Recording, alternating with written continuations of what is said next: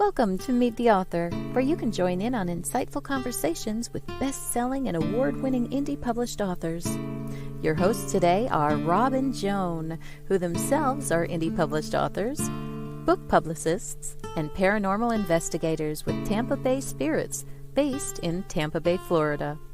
Thanks for dropping by. And now, on with the show. Hi, I'm Rob. And I'm Joan. And we're really glad that you're here, whether you're watching us live or if you're listening to us later on or you're watching us live later on. However you're watching us, we're really glad. As long as you're alive. I think that's the moral of the story. No. No? You want dead people to watch too? Sure. Okay. I don't mind. I like dead people. Alrighty, you know then. this. All right. Anyway, we're glad that you decided to join us today. Oh, All right, we have a few comments already. Joe Conjal Okay. says, hi, Rob and Joan. Hey, Joe. Joe, how are you doing? Marjorie Deering says, present. Hello. Hi, Hello, Marjorie. Hey, she gave us a Bright- present. Bright Thank and you. early. Thank you. Paul Hollis Hey, says, Paul. good evening, Rob and Joan. Hello, Paul. We're so glad that you're all here. Well, Bill Nelson is saying hi. Oh, well. Hi, Bill. Oh, Bill Nelson said, good evening, everyone. Good evening, Bill. We're glad you're back in the audience with us. Okay, just a reminder, tomorrow night, WDJY FM radio in Atlanta, 99.1 if you live there. Otherwise, www.wdjyfm.com, 9 o'clock p.m. Eastern Time. And tomorrow night's show is Adam Gaffin. And then on Saturday, don't forget episode Rewind, 5:30 p.m. I made a mistake last week. I announced the wrong show. So this week is actually a tribute to Caleb Purtle. So you don't want to miss that. Last week was Maria de Blasi, who's a sorry, lovely Maria. young woman, and Yes. glad that she had her Great rewind. author. Yes, she is. And then next Wednesday, the 14th, Valentine's Day, is a pre-recorded show, and it's going to be another UK author published by CAAB Publishing in London. It's David Clegg is our interview for that night, and so it'd be great for you to join us for that as well. George Dismuke says, okay, I'm here. Nadine is here. Daisy is here. Gizmo is here. Hello, George. Hi, Nadine. We love you and woof woof. Okay, Joe Conchal said, how many W's is that again? That's www.wdjyfm.com, www. It is not. Oh, well, forget the last W's, but. George Dismuke said, heard from Vincent today, says he is high and dry. High and dry. Okay. That's good. I thought you were going to say he says he's high, and I was like, well, he does live in Southern California. Yeah, that's good. Joyce Shelton. Oh, Whoop, got that too. excuse me. I'm sorry. That's nothing to sneeze at. Okay. No. Joyce Shelton York says, hi, Rob and Joan. Hi, Joy. This Hi, is Joy. a silly night. I don't know. I don't know. We've been working too hard writing, I think. Yeah. Oh, and the downloads this last 30 days, top 6 countries now, U.S., UK is rolling up there. They've got a greater percentage. They're going in real strong in second place there, the UK. Bangladesh is next. India, Canada, and Australia is real close behind Canada. So come on, Australia, share the news. Oh, speaking of news, new release February 20th. Want to remind everybody about book 21 in the Magnolia Bluff Crime Chronicles series. That's Who Mourns Electra, and that's by C.W. Hawes. And if you go to www.cwhawes.com, sign up for the newsletter, and you'll get an early opportunity to sign up for that book. March 3rd is Blast Off with Gabby and Maddox release. And that's a children's series by Steve Altier. Oh, yeah. And if you go to www.stevealtier.com, that's ALTIER.com, it is available for pre-order. So I think he has a newsletter as well. And look at what we got from George. Return of the Jaguar, number 4. Yep. By George Dismukes. You can own one too. They're available on Amazon. Available on Amazon. Return of the Jaguar. The whole series is there, plus some more other goodies. Also, in the weeks to come, the next week we have a pre-record, but the week after we'll give you more details. But Joy York has a new book, at least one new book coming out. And Joe Allen Ash has one coming out. She just revealed the cover on it the other day, and it looks very good. So we'll have more details on those books as well. Joy has 2 books coming out. Yeah. Okay. So actually, I'm sure she does. Yes. Would you like to introduce our guest? I would like to. Tonight we have a wonderful guest from Boston, Massachusetts, where you all know I'm originally from. He's a poet and an author of short stories. And he is also published by a UK-based publisher. For his short stories. CAAB Publishing. Yeah, for his short stories. Hi, Peter. Hi, Rob and Joan. How are you? Welcome. That was abrupt, wasn't it? It was a surprise attack, wasn't it? A little bit. It's all right. Thanks so much for having me on. Oh, thank you for being on. Thanks for joining us. Yeah. If you weren't on, we wouldn't have a show. No, we'd be sitting here making jokes the whole time. Nobody would watch. No, they wouldn't, because they're not funny jokes. Just saying.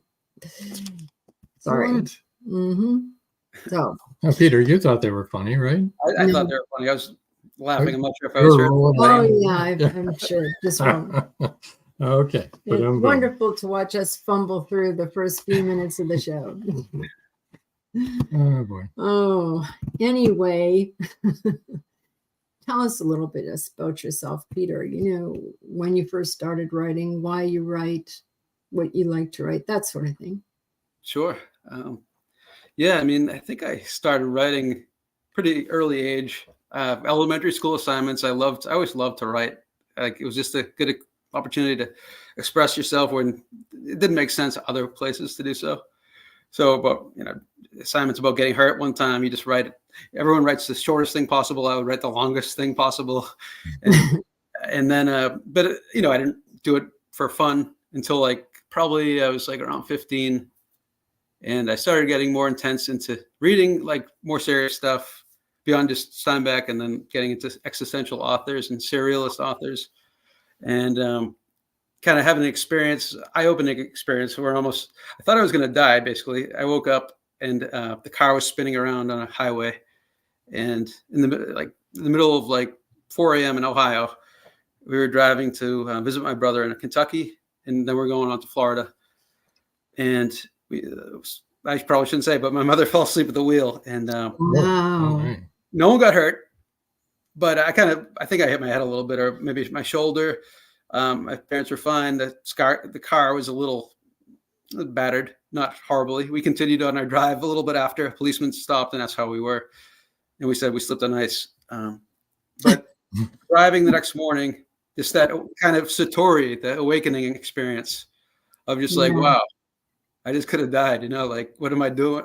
I'm only 15 at that point, but still, what am I doing with my life? I know it sounds silly now as a 43-year-old, but what am I doing with my life as a 15-year-old? Am I doing what I want? Am I just doing what is expected of me? I was getting good grades. I was doing sports, doing the stuff, checking all the boxes. And I didn't love it. It was okay. I like sports when I'm before it got serious, and then it gets more intense as you get in high school. And so I think that I just realized I wanted, it just all of a sudden occurred to me about a week later, driving home in Richmond in the traffic jam.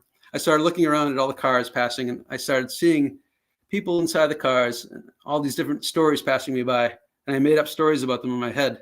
And I was like, I want to be an author. That's what I want to do. Oh, so, yeah. Cool. That's interesting. That's interesting. Right? I used to do the same thing. Ride down the road and look at all the houses and the cars and say, those are all people. They all have stories. They all have a life. Their own worlds. Yeah. What are they doing? What are they thinking? Oh, we have a couple of comments here. Joe Condell said, we'd still watch. Hard to look away from a train wreck, LOL. Yeah, thanks, Joe. True enough. True enough. Yeah. And we just heard about a car wreck. George Dismuke says, okay, Peter, what is that thing behind you on your left side? Oh, my left side. Oh, I thought my wife got that. I thought that was a bunch of ants. We're near a puddle or something. But I guess it's like a aerial view of a beach. Initially, yeah. It's actually looks better in person than probably on the screen. It looks fine to me. Yeah. I thought it looked like a beach. Is Oh. that what you're talking about, George? Because on the other side is a sofa He cushion said and a on curtain. his left side, so I think he's talking about Probably this. my right, yeah. Yeah. They're both the same, similar. There's another one over there that has more beach umbrellas. He's talking about the curtains. Yeah. I don't know. I don't know. Anyway, The navy blue things are curtains, and then those are sofa pillows in front of those. And then the other is the beach. the other is beach scene. Solved. Uh-huh. Deep questions tonight. So yeah, don't you think really though, most 15-year-olds, 16-year-olds, teenagers have deep, existential thoughts. I think that's when we think those kind of things the most. I used to go with my friends. Oh, you'll like this because you're from Boston. I used to go with my friends to the park and stand on top of the fountain, and we'd talk Shakespeare scenes to each other. Nice. Sure. Sounds Sounds weird. You were a very weird young lady, Joan. Marjorie Deering said, Peter, your writing is done in so many forms. Novels, short fiction, op-eds, poetry, and academic essays. Do you have a favorite? Not really, because it just depends on the day, really. When I sit down by the typewriter, it really just depends how I'm feeling at that day. I was going to actually ask you one of the same things. Your first published work was Those Who Hold Up the Earth, and that was a book of poems. That's a great cover. I like the cover too. Thank you. Greg Orfanos is a great illustrator and artist. He designed that. Well, he did the artwork behind that. And when did you write that? I wrote it probably in 2019, put it together then, and then submitted it to a couple places, and then Kelsay Books accepted it. But it's kind of like everything that I thought it was like my greatest hit, so to speak, of things I've been writing since my 20s and 30s, and then putting it all together. That first go at compilation of your work. Yeah. Up to that point. Yeah. Yeah. So there was no common theme to all the poems. It was just everything out of your subconscious, kind of, I think. Yeah, I guess there kind of was a little bit. At least I sold it that way and I marketed it that way. Like a kind of like the name of the book, Those Who Hold Up the Earth, a recognition of people who are forgotten throughout the United States and throughout the world, as much as I could represent that sentiment. Not in every poem, but probably that was a running theme throughout many of them.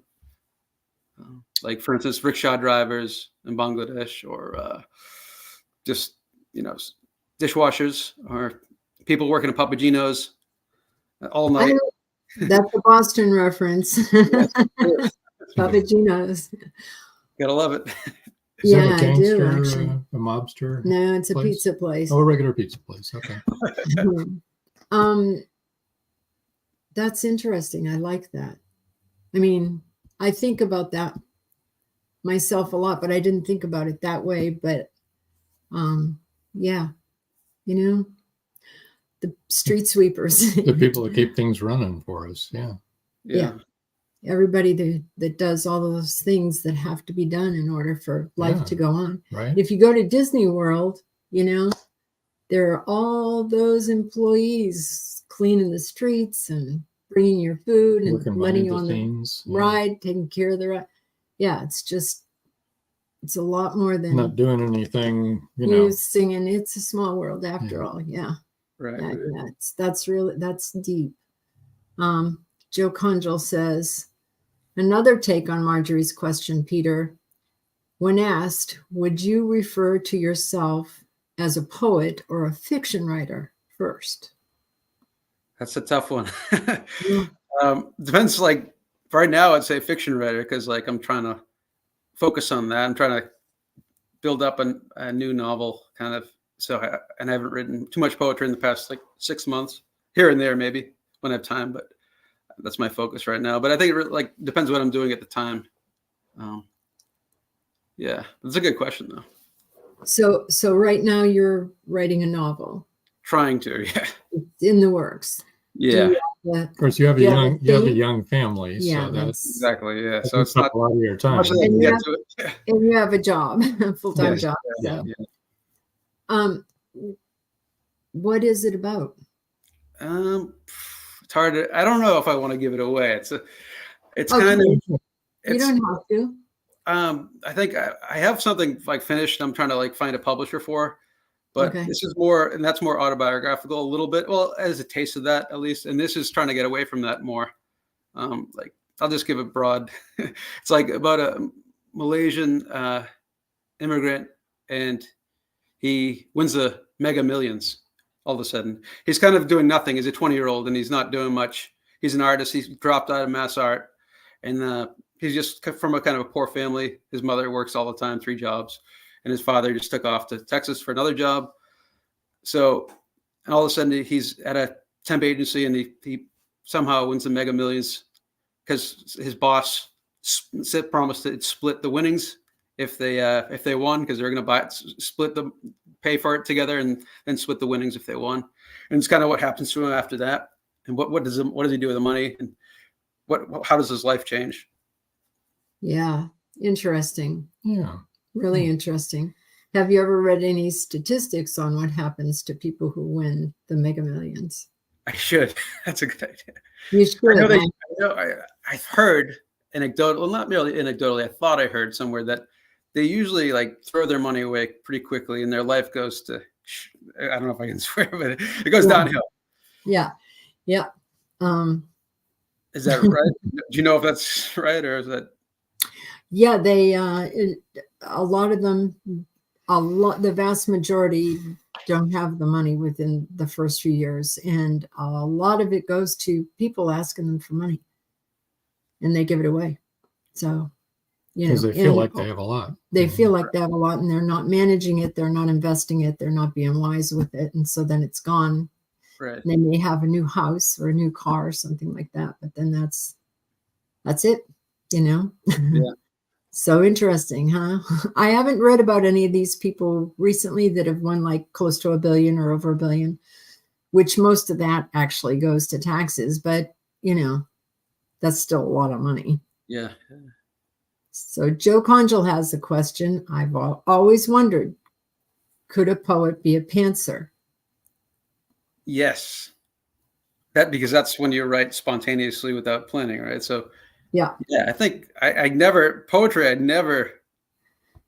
rarely ever plan to what I'm going to write, unless I'm like something really is in my mind. I'm like, I have to write about that, but like not usually.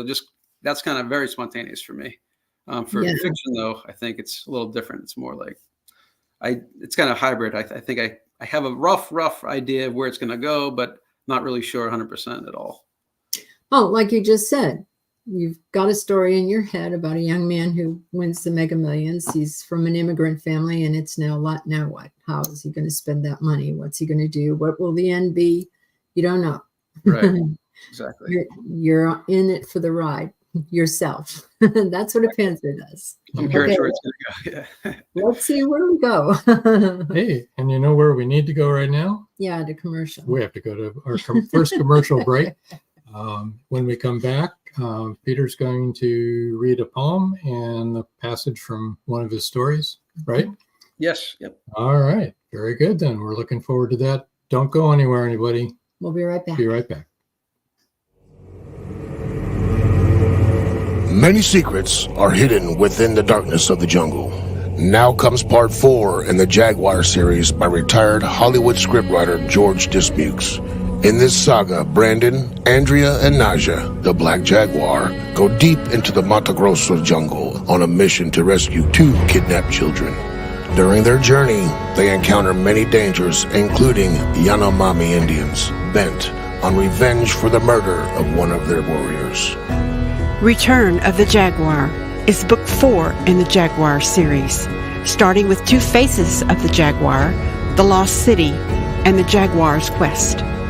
All 4 are available on Amazon, Barnes & Noble, and other bookseller websites worldwide.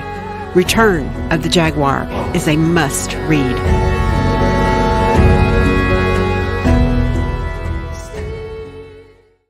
It's 1919, and Eric Laska returns from the war in Europe.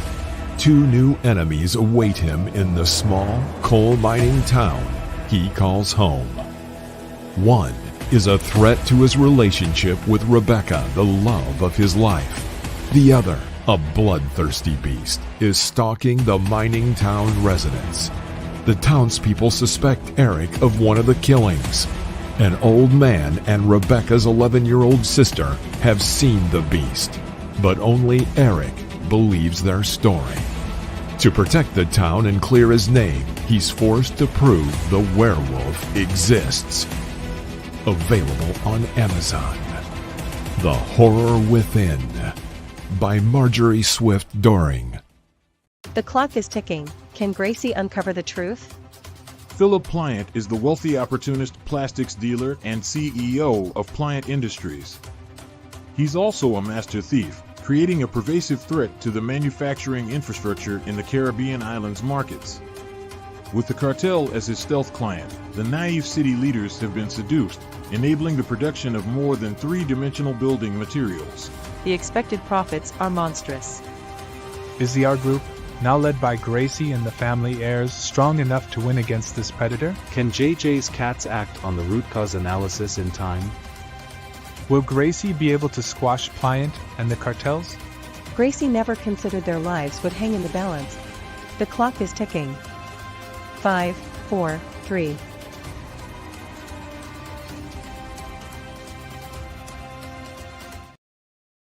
And that last commercial was for Enigma Tracer by Brakefield and Berkey. You can get that at Amazon. Marjorie Deering says, writing a novel is such a lengthy commitment. When you hit a writer's roadblock, you can always fill that time with writing poetry, sort of multitasking. It's very true, Marjorie. That's true, Marjorie. And Marjorie, for such a lovely person, you certainly write very blood-curdling books. That werewolf one was Marjorie's book. The Horror Within. The Horror Within. Scary. Very scary stuff. Scary stuff. So, would you like to read now? Are you ready? Yeah, absolutely. Yeah. You're reading from? Yeah, so I think I'll start with part of a short story called Initials. It's a little autobiographical, a little bit, in that someone did kill himself in the house that I was brought up in, but it kind of stops there. And I'm going to start kind of near the middle. Wait a minute. What did you just say? Someone killed himself right before we moved into the house where I grew up. Really? There was a suicide?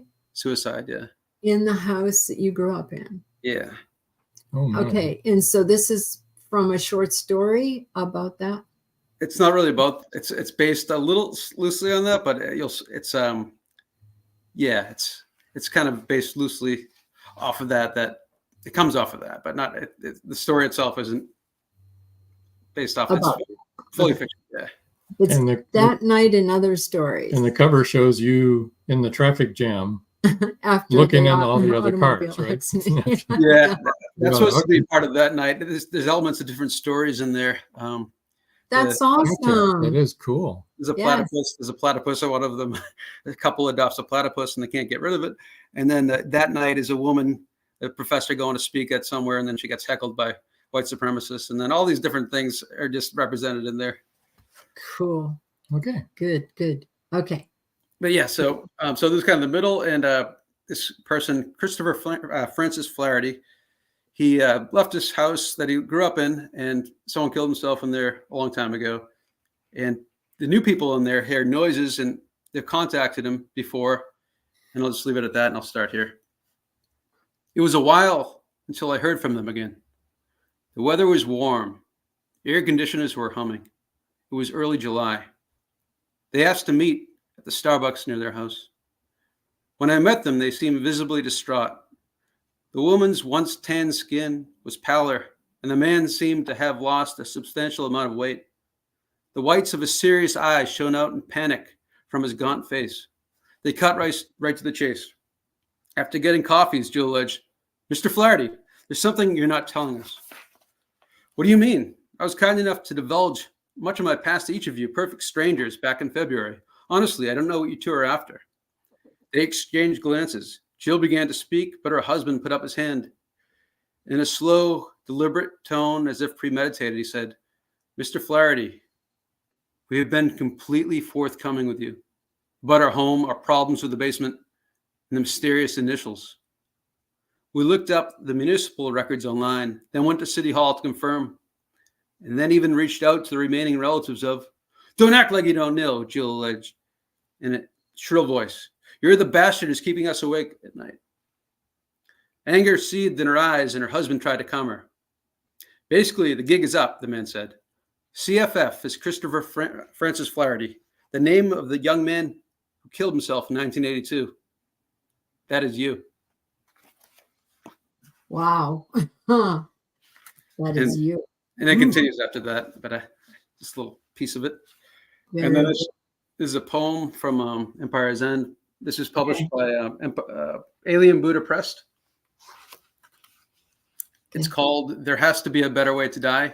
During COVID, a couple of people pretty close to me, 2 aunts, passed away. Silver cells abound in glistening field.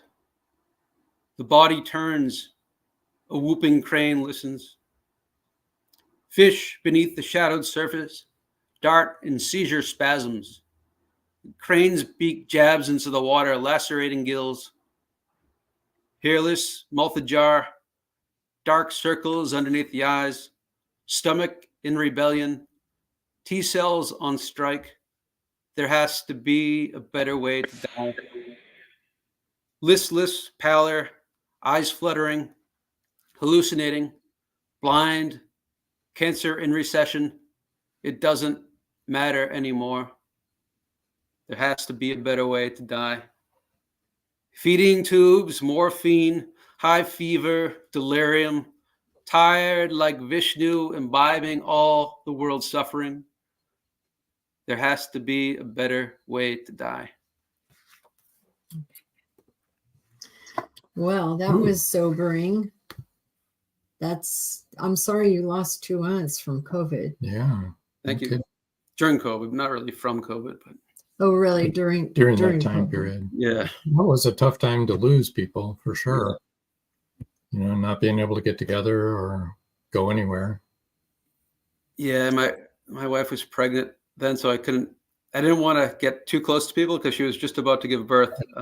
So I didn't even go inside. I went outside afterwards to the get together, which was outside, but I didn't go inside to the wake and stuff. Yeah. Yeah, well, I understand why. You have to protect your wife and your baby, your yet to be born baby. Yes. It was a really difficult time. Indeed.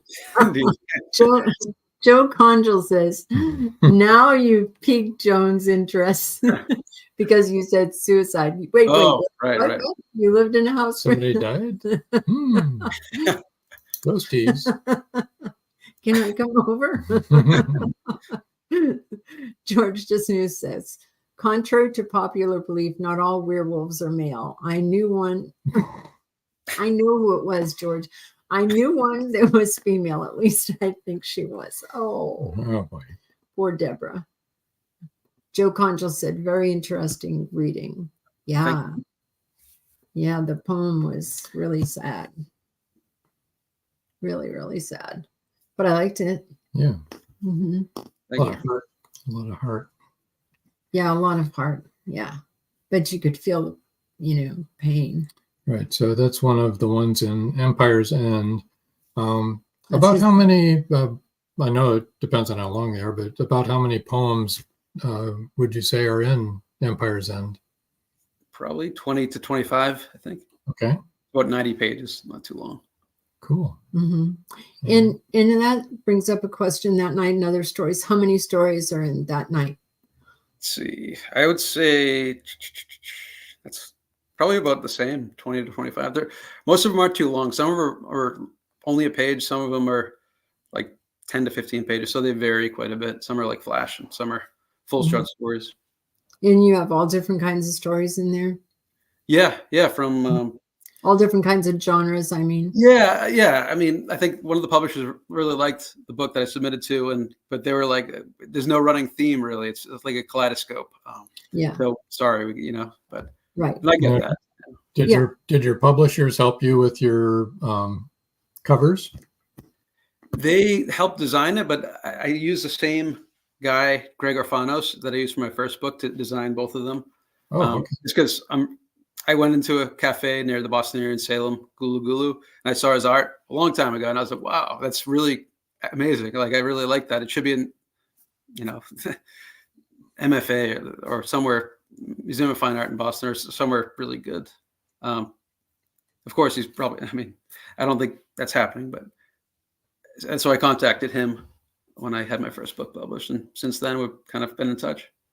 That's good. Excellent. That's good. Well, they're all three very nice covers. They are. Mm-hmm. And Salem's down in my neck of the woods where I grew up on the South Shore. Actually, it's North Shore. Actually, North Shore. Yeah. I like Salem. Marjorie Deering says, "Thanks, Joan. The horror within is hair-raising, yes, but intentionally not graphically gory. No, it's all in your head. It makes you scared in your head. It's psychological horror.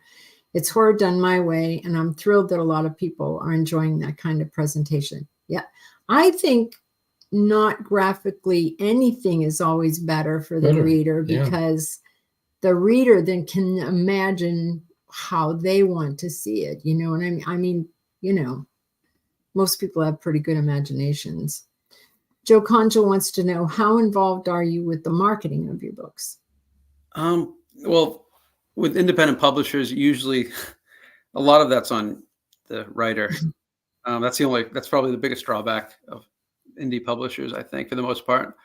But though CAAB, I think, has been very helpful, probably the most helpful, in like suggesting great suggestions, setting up interviews, not exactly setting up with you, but leading me to you guys. And also with a small magazine, a literary magazine, she said, I was set up with them, and just all this good information to use. So they've been the most helpful out of like Kelsay Books or Alien Buddha Press, to be blunt. And CAAB got in touch with us and asked us if we would consider having any of their authors on the program. We said, sure, have them write us and, email us, and we'll, So they are looking to expand. Yes. And also they set us up with the same magazine. The magazine's going to do an article about us in the spring sometime. So pretty soon. Cool. Yeah, it is cool. And Joe says, why am I not surprised that you grew up near Salem, LOL? Have you ever seen a picture of the state of Massachusetts? It's like, you kind of grew up near everybody everything. grows up near Salem. I was born in Boston. Yeah, it's a pretty small state. I mean, it's not Delaware small, but it's small. Doesn't take long to drive from one end to the other. Yeah, but it's not north like the Berkshires, Salem. It's not way north. Yeah, it's right on the ocean. It's on the ocean.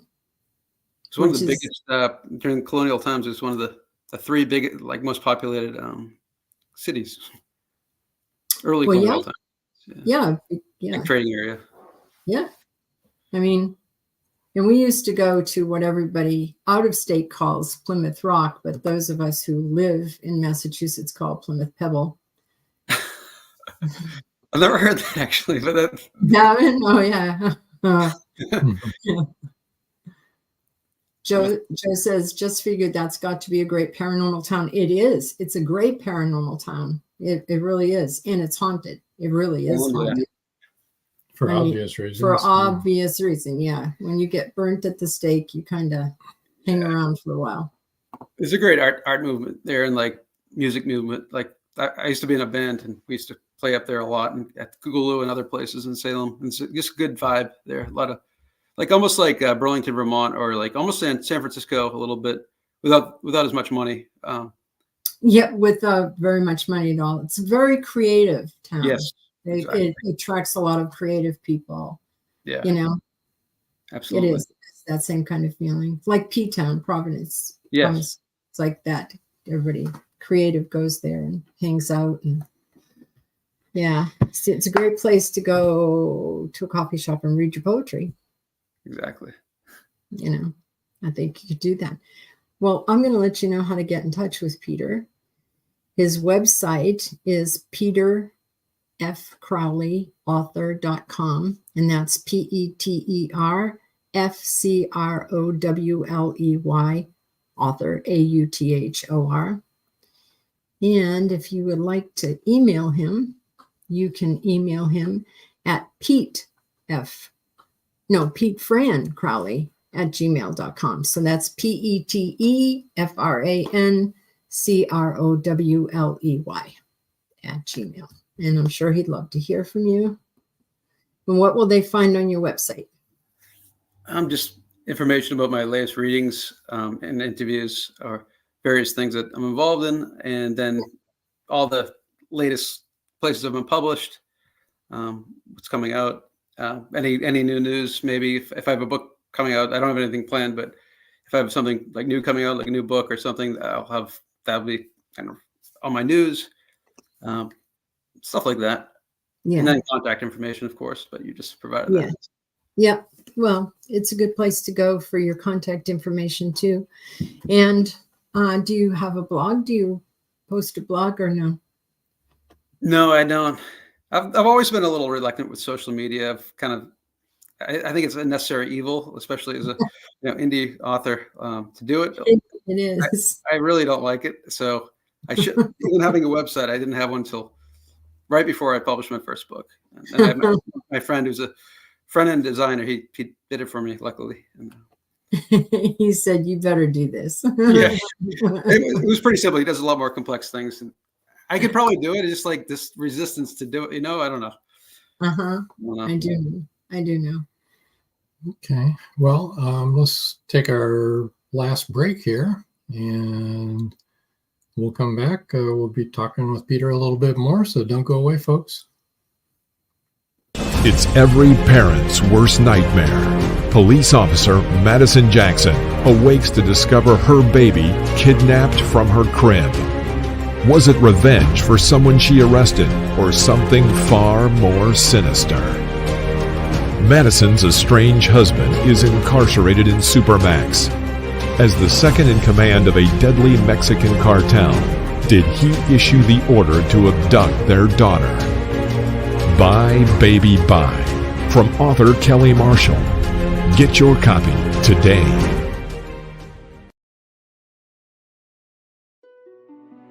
Paradise, My Prison. Charlie Flint awakens from a deep sleep and finds himself alone on a tropical beach surrounded by a palm tree jungle and exotic animals. He cannot remember who he is or anything about his life. First, he must find food and build shelter and protect himself from hidden dangers. As his memory gradually returns, it reveals what a very flawed person he is. A man who made too many mistakes, made too many enemies. The implications of the truth are staggering. How did Charlie get there? And will he save himself? Paradise, My Prison is the riveting new suspense thriller from retired Hollywood scriptwriter George Dismukes. Paradise, My Prison by George Dismukes is available in jacketed hardcover, softcover, and all ebook formats worldwide. Step into the captivating world of skullduggery, where a family of isolated peasant copyholders finds themselves thrust into a web of danger that threatens their very existence. Set against the tumultuous backdrop of the English Reformation, This meticulously researched historical mystery unfolds with a cast of both lovable and despicable characters, immersing you in a fully realized world that's both utterly believable and fantastically unbelievable. Author Paul Rushworth Brown weaves a spellbinding narrative that transports you to Yorkshire, England, in the 16th and 17th centuries, offering an authentic and gritty portrayal of peasant life. The pages come alive with vivid descriptions, crafting an atmosphere that pulls you deeper into a story of crime, murder, and suspense like no other. Hi, I'm Paul Rushworth Brown, author of Skullduggery, Red Winter Journey, and Demon Courage, just recently released. I hope you enjoy Skullduggery, the second edition. Cheers. And we're back. Yeah, actually, thinking about what Joe had said about, that he's not surprised that I grew up near Salem and that, that it was a paranormal town. Pretty much all of Massachusetts is well known for being haunted. As a matter of fact, Kindred Spirits, which is Adam, Barry, and Amy. I can remember her last name. I'm terrible with last name. Anyway, they're going to be doing a show from an estate in Massachusetts. And when we were talking on the pre-show yesterday, I told you that when I lived in the exact same town that you're in, I had a spirit that you would come through my living room every day at 3 o'clock in the afternoon, like clockwork. And it was definitely a spirit in period piece. Have you ever seen Ghostbusters? Yeah, a long time ago. There's that scene in the library. It's the first ghost that you see. And this ghost comes floating through the library. And then her face goes all weird and crazy. Yeah, right? I can picture that. Yeah. Okay.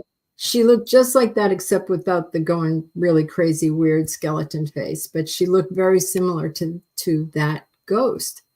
And I was shocked. And I can remember hitting Rob like about 15 times while we're watching the movie going, remember that ghost I told you I'd saw? That one, it looked just like that. Well, then I found out that, I forget who it is. I can see his face. It's terrible getting old. You have all these senior moments. Anyway, one of the 3 Ghostbusters, Dan Aykroyd.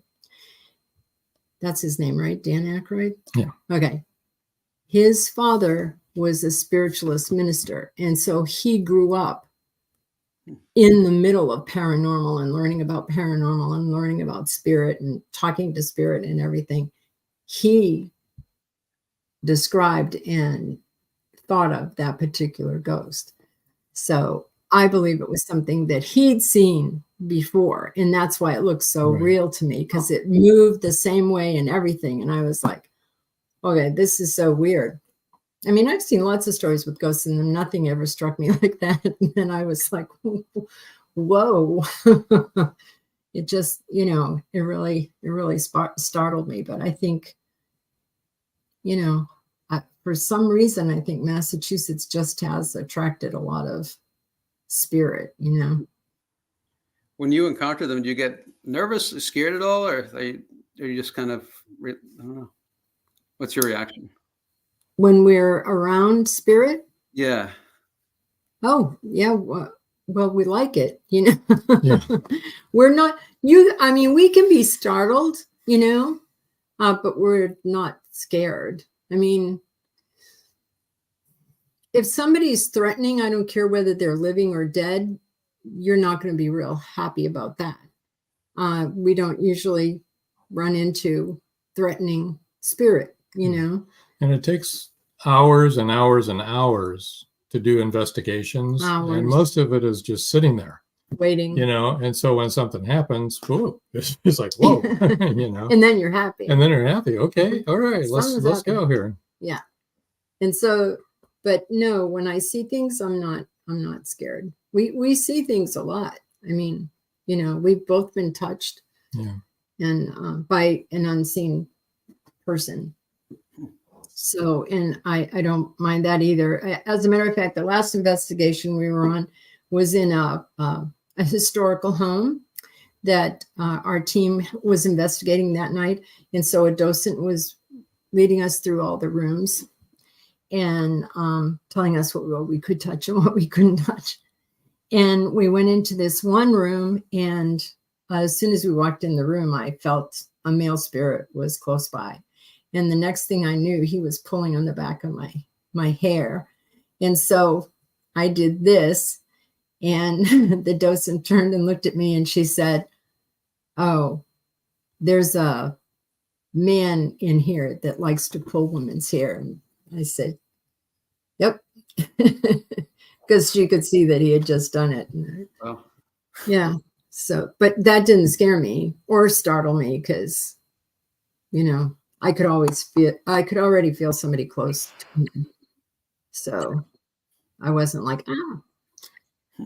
I wanted to ask you, Peter, in that night and other stories, what would you say the main genre is, or is there any one particular genre?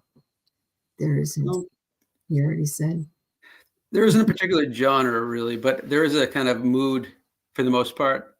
Maybe not in every story, but a little satiric, a little kind of dark too. I don't think there's enough like good dark writing these days. I think it's like either you murder someone or it's some like romance. Or I don't know. It's too simplistic. I think too black and white, and the world isn't like that. So it's grayer, more nebulous with surrealism mixed in, and absurdist kind of short fiction stuff. It's got a mix of those kind of, but okay. I think that encapsulates it the best possible way. Yeah, sort of like the one you read. Yeah. That's kind of the flavor of the whole book. For the most part, yeah. That's what I thought. Just wanted to clarify. Stories that make you think. Hopefully. I mean, some are just kind of humorous and kind of like punny, like a little bit, or satirically humorous, or trying to be humorous. Who knows if they are. Stuff like that. But yeah. But isn't that true? Yeah. When you're writing and you think it's really funny, and then you think, well, I hope other people think that's funny. Right. Exactly. Who knows, right? Right. Who knows? Yeah. When I read aloud like stuff from this book, it's usually that, or it's like something like more straight ahead. That's more like catchy. I think it's more like someone dumping someone else. So that's not as dark. That's kind of standard, I would say. But that's like some small details of that. Yeah. That one was spooky, scary though. Yeah. Oh, good. I'm glad it was spooky. It was. That was really good. Oh, and so you were asking about how we feel about ghosts and stuff like that. And really, we're not afraid. We're looking for them, and that's what we're there for. However, that's not to say that when we go into a creepy place that we don't feel like it's creepy. Okay.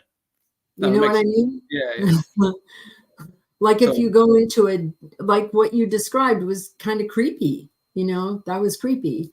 And I think anyone living someplace where they knew someone had committed suicide, that would make you feel a little creepy, iffy.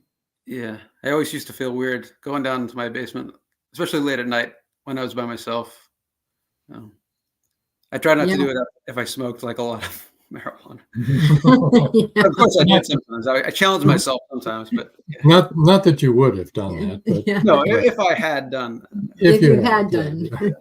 And if it had happened to be a night when it promoted paranoia, right, exactly. Then it would have been really bad. Yes, Where in the house did it take place? It was in the basement. There's it was in the basement. It's partially finished, and then not really partially finished. There's a wooden kind of up a little above the ground, and then there's a cement floor. So there's pipes running across from the furnace through the house, like dark old pipes. Sure. And up there. And then I guess my parents, after they moved in, there were some people in the house that were camped out. Like I guess the person who killed himself, they had like this group of kind of heavy drug users, not like marijuana, like strong, like heavy drug users. They would hang out there, and I think the person who killed himself, their brother died from something, and he was kind of depressed about that. And then he killed himself, and then his friends still hung out there afterwards sometimes, and they were still in the house. I think actually not when my parents moved in, but when they were viewing the house to see if they wanted to buy it. There were people there in the basement. Did he hang himself in the basement? Yeah, by one of the pipes. Mm. And it's weird, when I was like 18, 1998, or maybe 1997. My cat was a year old. Sorry, I called her. And all of a sudden, I come down and she's just dead in the basement on the floor. And cats don't usually just die, don't fall, really, right? Cats know how to fall. No. Right. But there were a lot of stuff in the bookshelves. They could have fallen an old game or something, or maybe slipped and like hit their head. So I just found her there. She was a year old, and just like that was really. Oh yeah, that's awful. Yeah, it was pretty rough. I was a senior in high school. It's like. That's terrible. It's hard to lose a pet. It's they're like a family member. It's really and so really young. hard. Yeah, so yeah. Surprise! It was very surprising. Yeah. Well, I will tell you that when we've investigated where there has been a suicide or a murders also, that does really, it holds really bad vibes for a really long time. It's just, it usually feels really bad. So I'm not at all, it's like, crystal stores energy, right? And we can use crystal then in radios and all kinds of things to transmit. Crystal holds energy. And so lots of times I believe that there are things that can actually hold energy. So when there's something really shocking like that, I think it can be held in the area. And so you can feel it. So that was probably part of the creepiness of going down into that basement, is still just some of that energy was still there. Yeah. Not necessarily the person, but the psychic energy of that happening. Right. It had to be tough. That's my story, and I'm sticking to it. That's a good story. A good story. We'll go with that. We have another comment. So Marjorie Deering said, unfinished basements do seem really creepy sometimes with all the exposed pipes and such. It's like hanging out in the skeleton of the house. Oh, that's an author's way of looking at it, Marjorie. Very good picture you painted there. Yeah. Very nice. Wow. And you're right. Basements, and old basements can seem really creepy. We lived in a house in upstate New York that it was 150 years old. It was on the historical, whatever thing it is, and register. The historical register, and it had no cement in it. It was all dirt and fieldstone that was put together with clay. My gosh, that was really creepy. That was a terrible basement. It was. I wouldn't go down there. Yeah. Joe Conjal asked, "What's worse, creepy basement or creepy attic?" Basement. Basement, I agree. Yeah. Except you don't have to start a fall. Well, out the window, but yeah. And yeah, what's worse, go out the window. Exactly. Creepy basement. I still think creepy basement attics are usually brighter than attics. Attics are usually brighter than basements. So do you think it's a light thing, the light aspect of it, or do you think it's something to do with it? I think that when there's light someplace, you don't feel as stressed out as you do when it's really dark. Yeah. It's like when you go investigating a house at night and you turn up all the lights, you don't have to do that. I mean, no. Spirit doesn't need it to be dark to to communicate, but yeah, of course. Yeah. It sets the mood. Well, I want to thank you for joining us tonight. Yeah, it was just about this over. Has been really great. Thank you for your reading and everything. One more. Bill Nelson. Bill Nelson, tough call. Basements in attic. Equally uncool. I agree, Bill. I agree. Well, let's admit, an attic that has, old dress dummies and creepy dolls, like creepy dolls. Creepy dolls, yeah. And cobwebs. George says basements are already underground, so like buried already, right? Good questions. All right. Well, we're going to move you over and say goodnight to everybody. And thanks again. Thanks for having me. Thank you so much. Been great having you on. And stay right where we're at until we come back to you, okay? Sure. Don't forget, everybody, next Wednesday is author David Clegg, UK author. He's a science fiction author. And that's at 7 o'clock next week right here where you've been watching. And it's a pre-record. Pre-record, yeah. And it's and also the next night will be the haunted. What is it? No. Isn't it? No. Oh, okay. Never mind. Never mind. Anyway. Another great show. Thanks to Peter, of course, thanks to Peter, and of course, Rob and Joan. Marjorie Daring says, thanks, Joan, Rob, and Peter. Thank you, guys. Thank you. Thanks for being Marjorie and Joe. Appreciate everybody. And I guess. That's right. Until next time. That's all. That's all, folks. I think that's quite enough. Yeah. Good night, all. Good night. See you.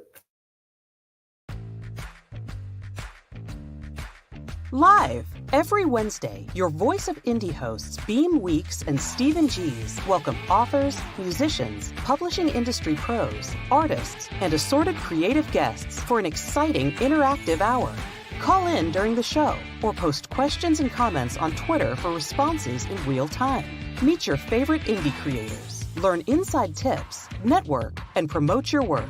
The link for each week's show is pinned on Twitter atop @VoiceOfIndie. And you can receive the link every Wednesday morning in your inbox by subscribing to our newsletter at freshinkgroup.com.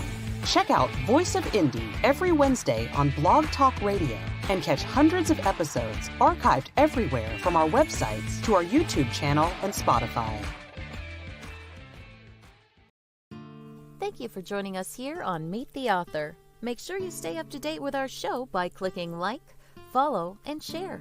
And you can find us on Spotify, iTunes, and more. See you next time on WLFE-DB.com.